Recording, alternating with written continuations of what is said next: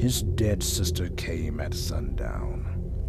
Always at sundown. As the sky bruised and the shadows grew long into night, he stood and watched the sun disappear behind the mountains.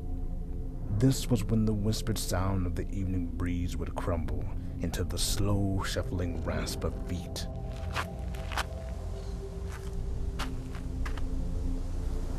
Her feet, cold and white, frayed tendon and cracked bone worn bare over countless miles of frost-rimmed rock.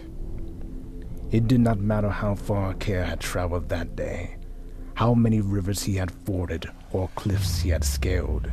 She came at sundown. The large man busied himself with the fire as the shuffling drew closer. Tinder had grown more plentiful as he had descended into the Charvel wilds, and Care tried to find some comfort in the thought of warm food after weeks of dried venison. It was a futile attempt at cheer, as he knew it would be.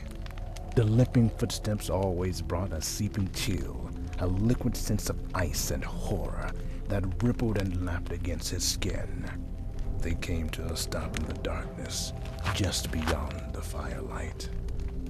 Care did not want to look up. He did not want to address her, but she wouldn't leave until he did. He waited as the fire built up to a crackling blaze, and then he straightened, sighing heavily into the cold twilight air.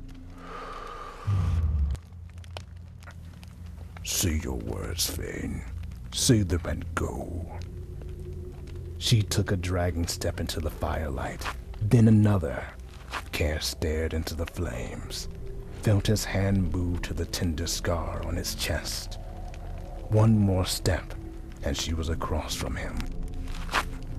A log in the fire shifted, popped, and sent embers floating upward. Care forced his gaze to follow the bright specks, to lift from the fire and regard this thing that had been his sister. He owed her that.